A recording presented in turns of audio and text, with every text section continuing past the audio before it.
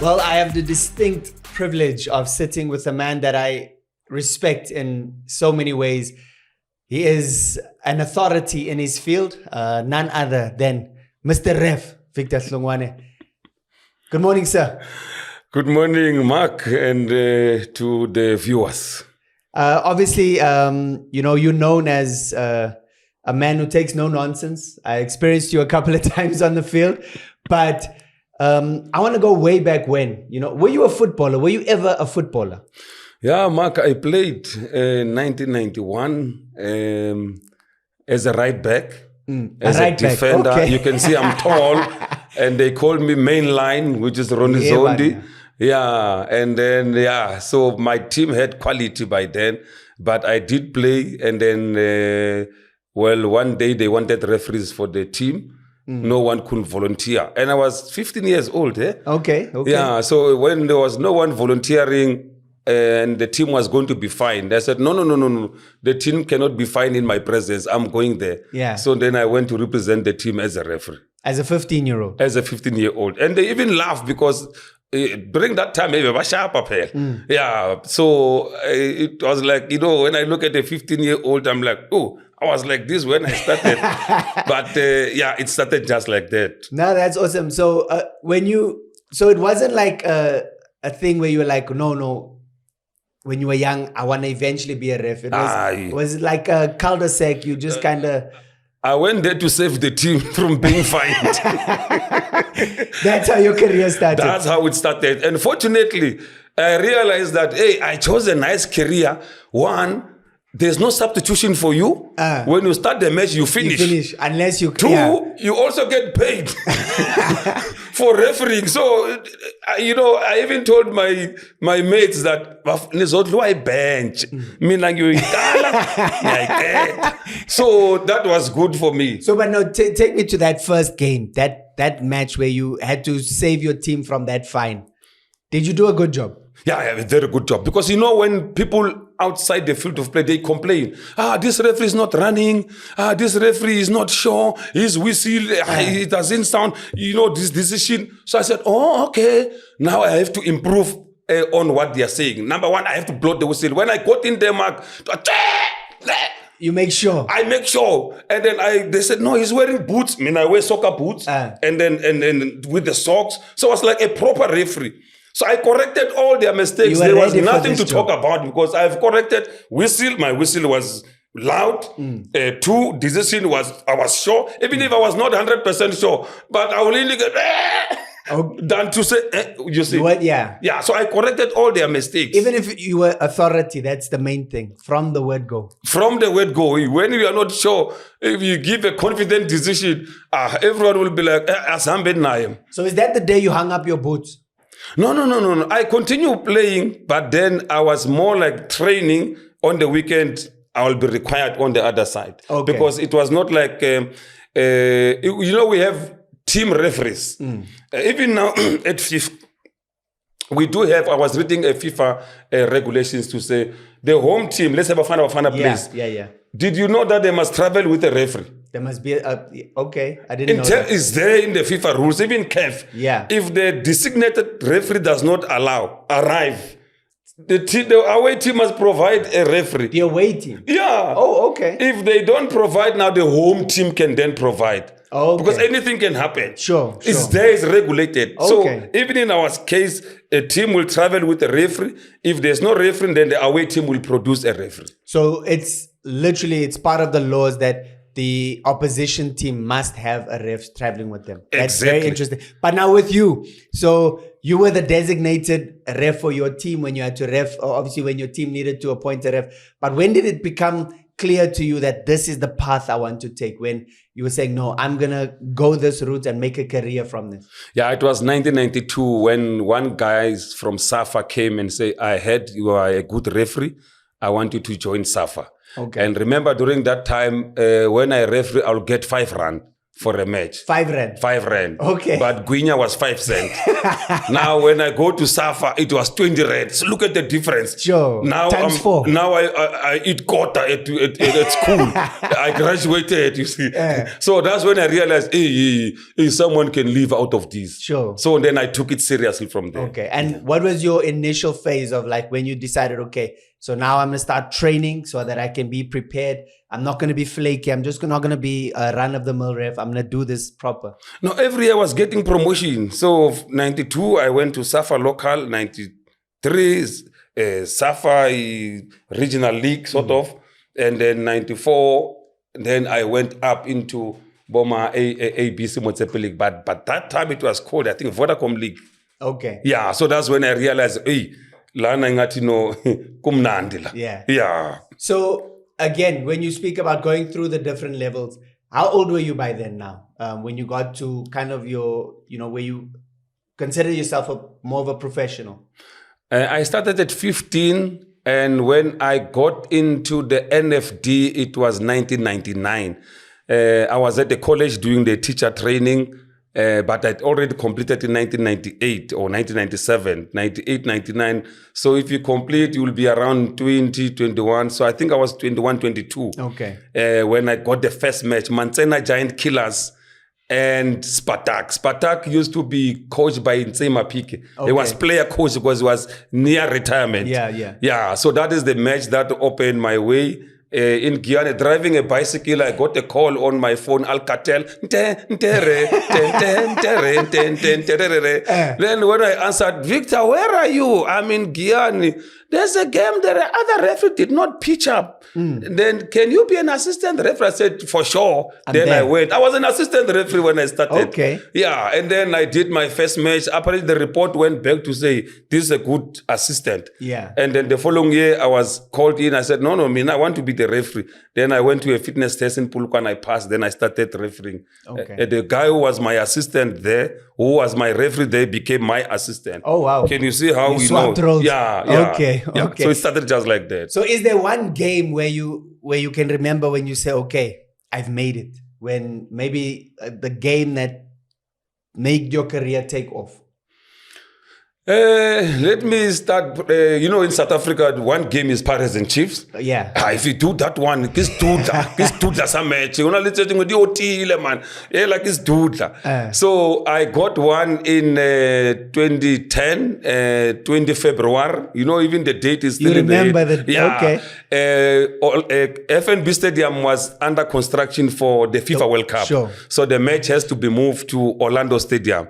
Hey, Mark, when I got that appointment, you have to respond within an hour. I did not respond. After an hour, they called me. They said, no, man, we sent you an appointment. I said, no. This is for Jerome, Bennett. Where are they? Not me. They said, it's you. You have been doing well. Sure. That's when I realized, oh, you have been doing well. Oh, this is my game, eh? And so, then... Wait. Yeah. So... when you got the call to do your first derby, you panicked a little bit. I panicked a little bit. I'm like, this is not me. Where's Bennett? Where is Jerome? There's big guys. These are big guys who were doing this game. Because I've been fourth official for them in the same match. Okay. But now they must continue. Yeah. Now they say me, I must go to that match. I'm like, no. It's not me. They made a mistake. Okay. But they did not make a mistake. They called now to say, hey, we send you an appointment. Why are you not replying? So after they called you, you accepted? After I called, then they said, choice. No, you have been doing well. You know that word? You have been doing well. Okay. That's when I accepted. Because now they confirmed you deserve it. It's not like anyone is doing you a favor. Exactly. I'm like, and guess what? On Thursday, news came out. Tickets sold out. I'm like, now I'm start looking at people who attend the match. Bantu Holomisa, Sydney Mufamadi. I'm like, hey, now man, I mess up at the match. They are going to say, where do you get this one? So I had now to switch on. I had to switch on from there. Okay. So in terms of that game, when you got out there, and sold out stadium, Chiefs and Pirates is what it is. We know what that game means. When you go out there, what was the feeling? Before you start, you blow the whistle to start the match. Yeah, you'll have those goosebumps.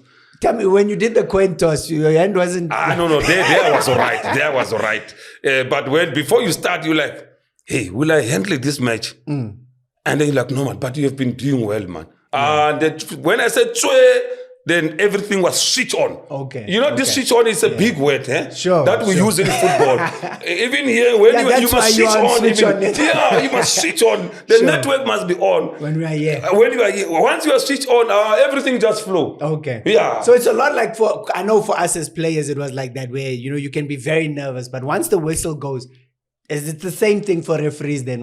Like you can have all the butterflies, everything, but once you blow that whistle, when the game starts, you're there. Then you must know that everything that happens, they are waiting for your whistle. Sure. So if you sleep, then who else will manage the game? Yeah. So that's where you come in. And the other game I did was Brazil-Gabon in 2011 in Brazzaville.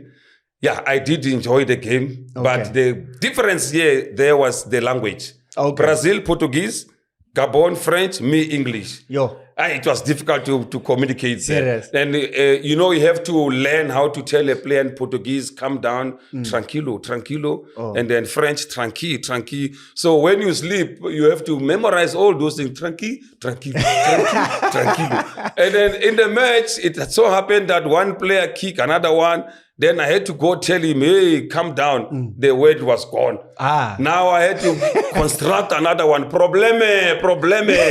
Only to understand. They understand probleme. Probleme is on both languages. Yeah. So then the player could apologize. I'm like, oh, he hurt me. Okay. He understands. Then I was sudden, and then after that, the word come back and tranquille, mon ami, tranquille. Yeah. So that was good because it's important for you to manage the game with the mouth, not with the cards. Sure. And talking to players in their own language, it works well for the referee. So tell me, what's the most difficult game you've ever had to do? With my experience, I made the game easy myself. Okay. Because I will study the match. There's what we call a top referee must show tactical awareness. Tactical awareness means you must watch these games so that when you come in, you'll know the problem players. So when there's a problem player, I will go and speak to him before the start of the match. And then from there, it will make my life easy. Okay. Because, you know, when you have Serino as well, or for example, inhloko yachisa. So now how do you manage him so that inga cheese? So you have to learn some Spanish words and then it helped. But sometimes I tried with Serino, it didn't help. Because I even went to Hlompo as his captain and said, take him out. You can see he's no longer thinking with his head. He's thinking with his heart. Sure. Pizzo, Hlompo told the coach, Pizzo, that, hey, Serino, take him out. He did not take him out. Guess what? Within 5 minutes, they dribbled him, Shibobo. He pulled with the second yellow, he was gone. Hey, Hlompo was angry. Hey? So, I told you. So you're giving advice to teams on the field as part of your job? The referee must prevent problems. You must ensure that you finish with 11 versus 11. Then, ideally, that's what you want. That's the job. The referee must prevent problems. Okay. So if you see that this player is not playing according to, is not helping his team, you communicate with the team. I remember at one stage, I also communicated with Arthur. Katsanda was kicking a player outside the field of play. Sure. Then I said, Arthur, you can see Mus. And then they substituted him. Okay. Yeah, because he was going to get a second yellow. You can see this one. So with my management skills, you know, when you are a teacher, it's totally different than when you are, you know, a police officer. Okay. For example, let me give you an example. Remember when Josta Ladla got a red card from Tinyan? Okay. He told Tinyan, he must go back to school. So you're telling a police officer, sure, red card goes. But if you tell me, you must go back to school, I'm a teacher. Sure. I have a degree, I'll tell you, hey, I have a degree. So I think in that case, then the players also need to start learning who the refs are. Exactly. Okay. If it's Gomez, you know, red card will come anytime. Yeah. If it's a police officer, red card can come anytime. But if it's Jerome, teacher, if it's Bennett, teacher, Hlungwani, teacher, when you say something, we ask ourselves, why? Okay. Yeah. Okay. You think about it. You see, like one player one day came to me in Cape Town and said, no, this free kick are going one side, we're getting nothing. I said, yeah, you're getting nothing because you're not doing your job. Your job is to score goals. You're not scoring. You see that bench and the coach, they're waiting for you to score. You're not doing your job. Do your job and score goals and help the team win. And I was supposed to give him a yellow card. On the field. Yeah. Okay. This player quietly moved away. Second half, he scored. I went to the corner kick to celebrate. He came back straight to me and said, I'm doing my job, I'm scoring.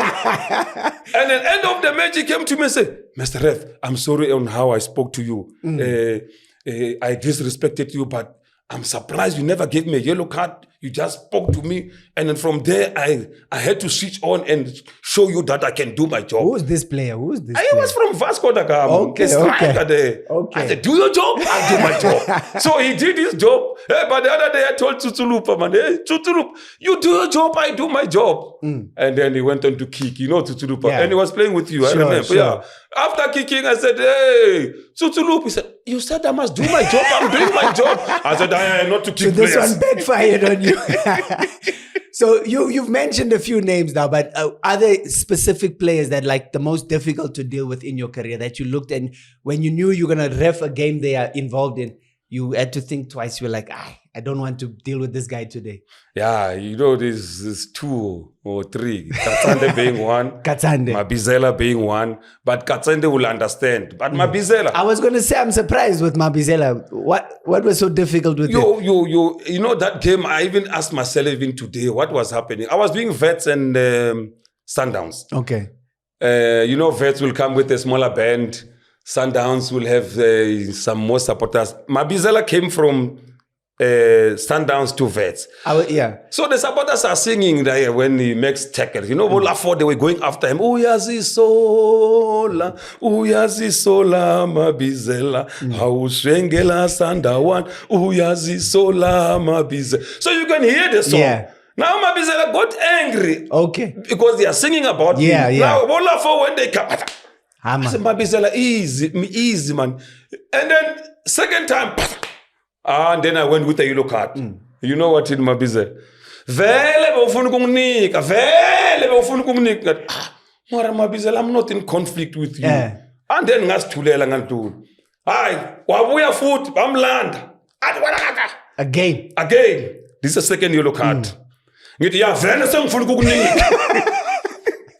Shy dolo pansi wa thandaza ngiyacela ngeke ngisabdelela ngiyacela ngandlula ngathi 10 yards my chai match wa weird no ngeke ngisabdelela man. I could see that he was angry at the supporters singing about him, so he didn't take it lightly. So you have to manage that. So I had to manage that.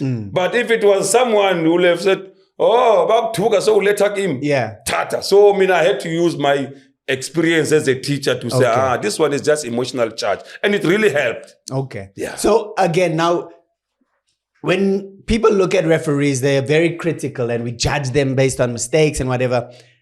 What does it take to be a top level ref? A lot of people don't understand. I mean, when we look at the training you go to, the testing you have to do, what does it take to be a top level referee?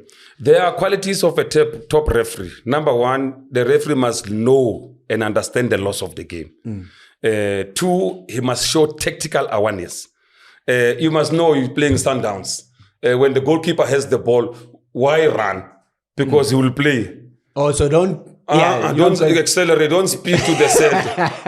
That's Sundowns. Sure. But when Pune has the ball, you must look for Billiard, you must look for Shaba, you must look for Parker, because you will do a quick transition. Wow, okay. So that is tactical awareness. Sure. If Sundowns has the ball, you run to the center, or they play and then they do high pressing, you are not there. Yeah. So those are qualities of a top referee. So that means you must know every team in the league, basically. You have to know what everyone is doing. If you want to be a top referee, you must know what everyone is doing. When you arrive in a match, for example, I did one game, Patosi scored the goal against Vets in the MTN 8. The assistant referee got it wrong. Okay. Now, when I go to the second leg, I knew that I'm going to, because they used to call me, I'm a fire extinguisher. Okay. When there's a problem with refereeing, I'll go with sensible refereeing. Okay. Now, in that game, I went to Patos. Mhlekazi, wenza njani lo mfana lona ushaye khona kick ingekho umthethweni? And then Patos was like, I did not know. Today, if you do like that, I'm going to blow myself without the flag coming out. Yeah. You know this corner kick where you go outside, and you come back in. You do a shot. So because you are behind the goal line, when you come and play that ball a second time, you are from an offside position. Yeah. So he did it and the goal was scored. So I had to let me manage him today. He must not cause this problem. And then I had an excellent match because no issues because the problem child was sorted before the match. So again, I want to talk about the fitness element because again, that gets called into question. What training regimen do you have to follow to be again at the highest level?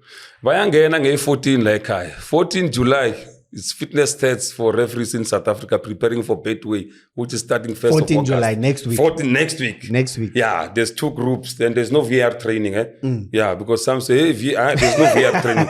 They are going to prepare for the new season. Without VAR? Without VAR, dealing with the new laws of the game, the changes in the laws. So now, the first thing they're going to do is the fitness test. If you pass the fitness test, you are already in the panel. But wait, what is the fitness test? Because a lot of people think, it's you just because you don't have to be as fit as the players, they think. Yeah. So how fit do you have to be as a ref?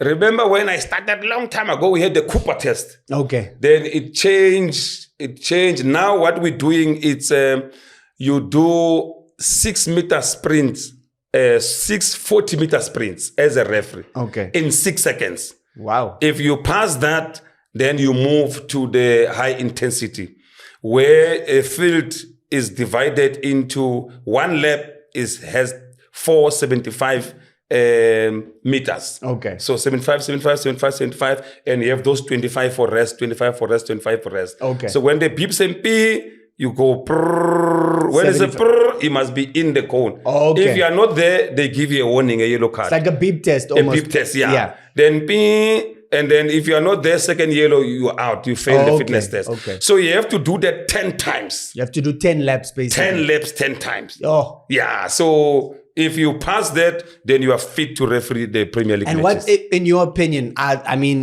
what is our standard as South Africa in terms of our refereeing fitness? Are we at a high level? Are generally our refs at the standard they need to be?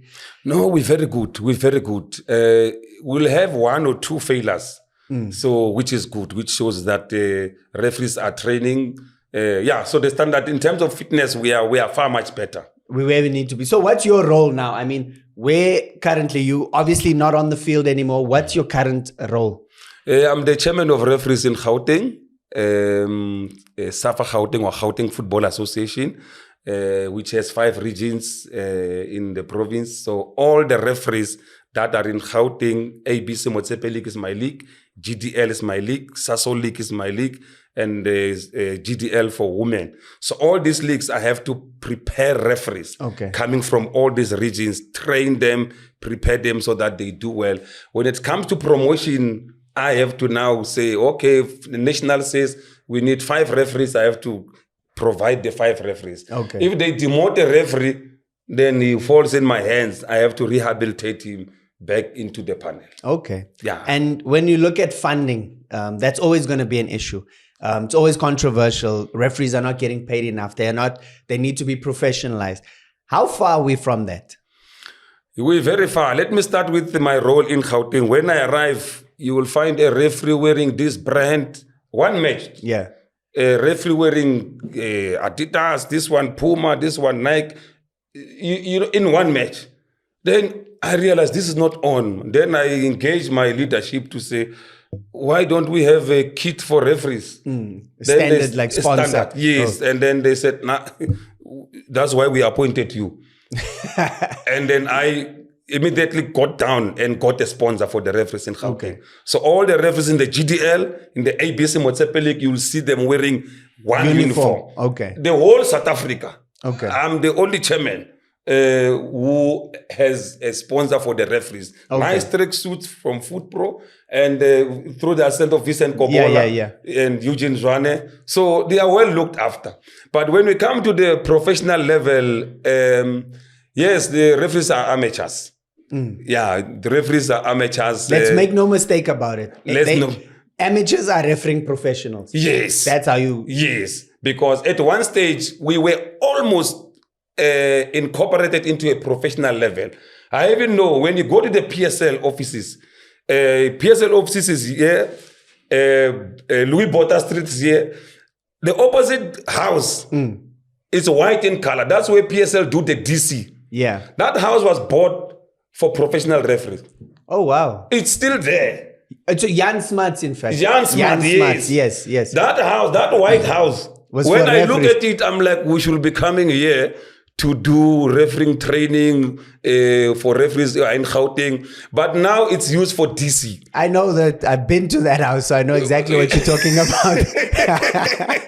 So, but it fell off. I don't know why. But, SAFA and PSL are the ones who are have to engage and then, but persist this thing. But it never materialized.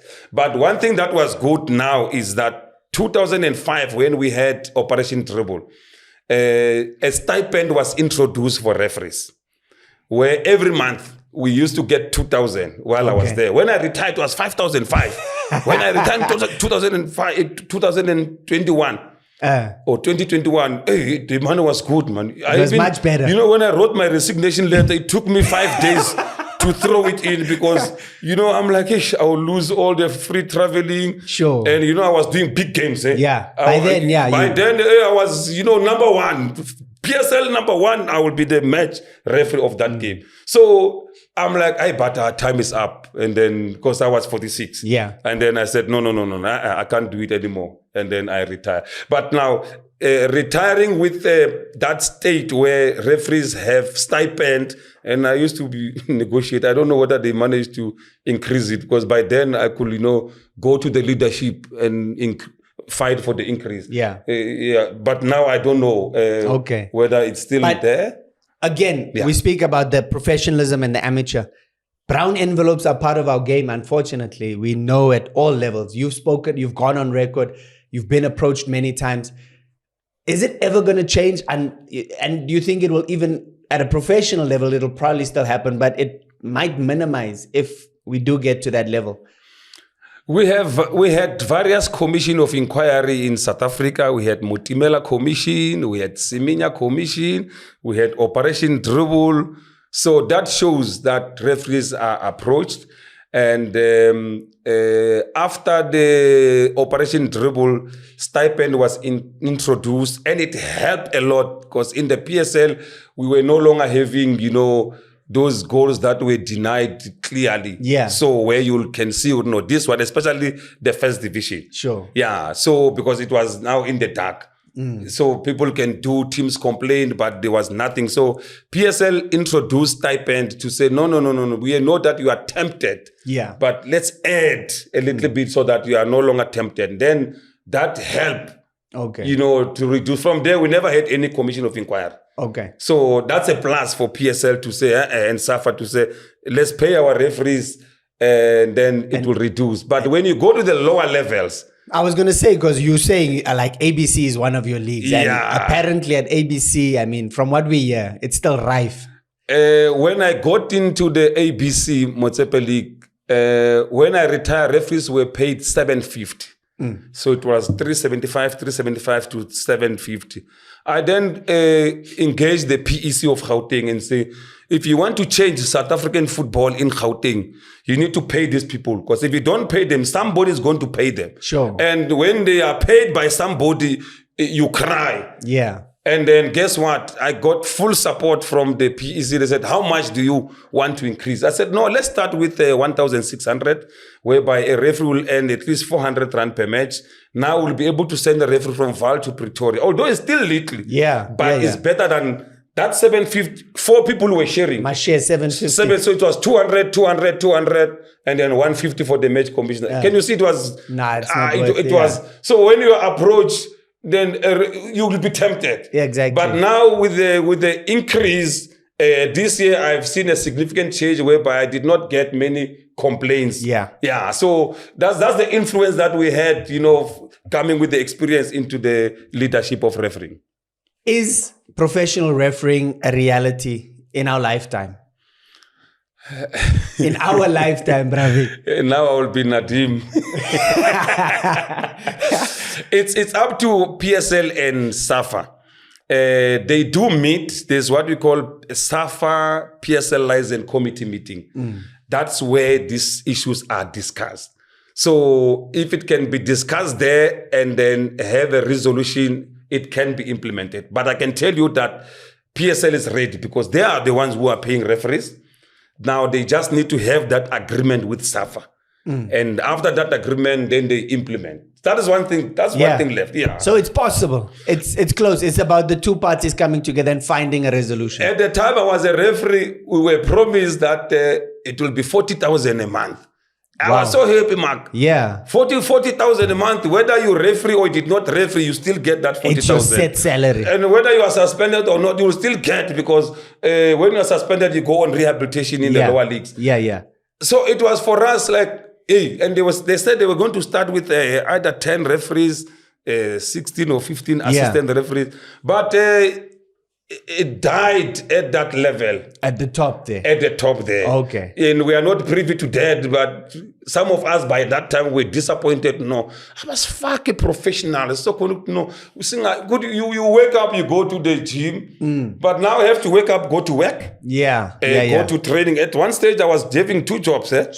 So I will work, go and teach in the evening, and then come back. I only train in the morning. Wow. So, but professionalizing referees will be a huge solution, because many countries have done that in Europe. In the FIFA World Cup 2010, I was a referee as an officer. I could interact with them. And they were telling me, we are full-time. And although some were not, but majority were full-time referees.